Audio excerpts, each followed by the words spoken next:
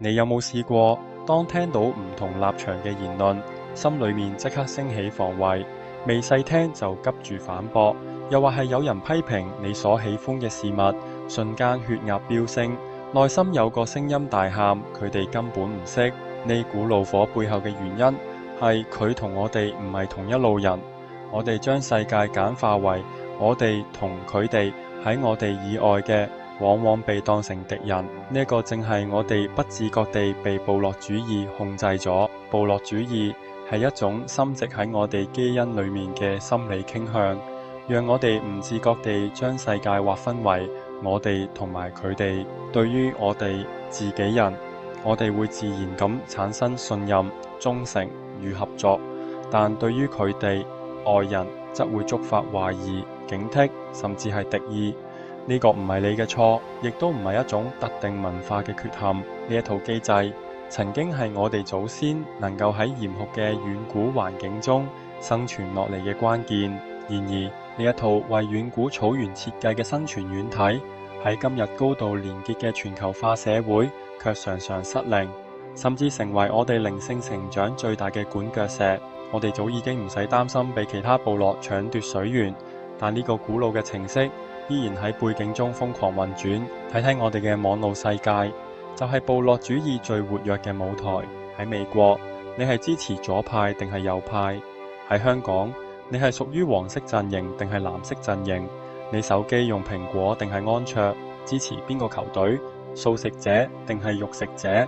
每一個選擇都喺度為你貼上一個部落嘅標籤。當我哋點進同溫層嘅社群，睇到滿滿嘅自己人，會感到無比嘅溫暖與安全。我哋會分享符合自己部落觀點嘅新聞，對部落領袖嘅言論深信不疑。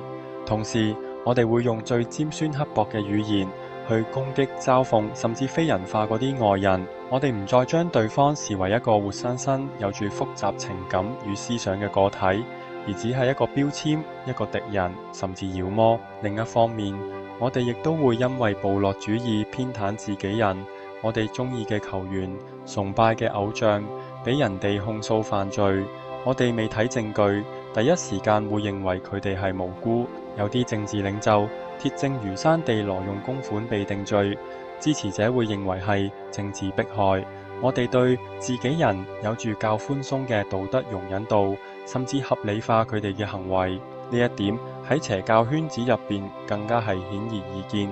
當然，只係從圈外人嘅角度睇先至成立。呢個就係部落主義嘅陷阱。佢俾咗我哋歸屬感，卻亦都剝奪咗我哋獨立思考嘅能力。佢俾咗我哋安全感，卻亦都用恐懼同埋仇恨喺我哋同世界之間築起高牆。我哋喺高牆築成嘅回聲室裏面不斷強化自己嘅偏見，離真相越嚟越遠。咁，身為一個走喺靈性道路上嘅人，我哋要點樣跳出呢一個陷阱？答案唔係去消滅呢個本能，而係去覺察佢。真正嘅自由始於覺察，第一步就係向內觀看。當你睇到一則新聞、一個評論，俾你瞬間血壓飆升，湧起一股強烈嘅正義感或者憤怒時，請先停落嚟，感受嗰股能量，但唔好即刻跟住佢行動。問問自己，呢個強烈嘅情緒係嚟自於我獨立嘅思考，定係嚟自於我所屬部落嘅集體情緒？我而家睇到嘅係一個完整嘅人，定係只係一個我討厭嘅標籤？第二步，嘗試去同情咁理解。同情就係 compassion， 試住站喺對方立場去諗。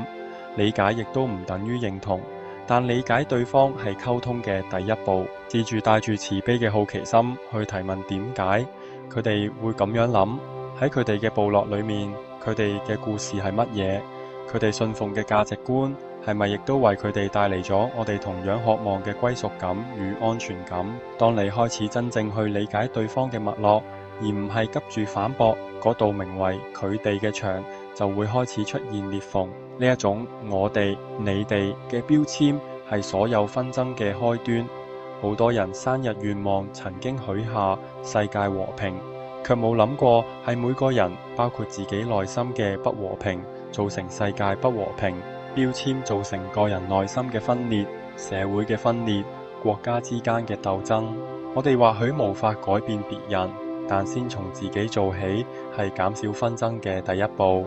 有意識地擴展你、我哋嘅邊界，從你嘅家庭、你嘅朋友，擴展到同你立場唔同嘅人，擴展到你唔了解嘅文化，甚至擴展到整個生態、整個星球。練習喺每一個外人身上睇見同你一樣，渴望被愛、渴望被理解、害怕受傷嘅嗰個人。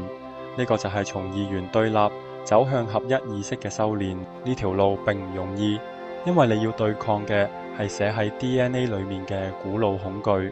但每一次成功嘅覺察與擴展，都係一次深刻嘅靈魂進化。當你唔再輕易地被我哋 VS 佢哋嘅劇本所綁架，你就能收返自己嘅力量，用更清明、更寬廣嘅視野去看待呢個世界，勇敢檢視自己，拆解內在嘅藩籬，最終超越所有嘅標籤。呢個就係覺醒嘅核心。你曾經喺幾時陷入部落主義，又係點樣跳脫嘅？喺底下分享你嘅突破故事，或許正係他人需要嘅燈火。訂閱頻道，繼續呢趟打破幻象嘅覺醒之旅。別忘了將呢一份提醒分享俾渴望自由嘅心。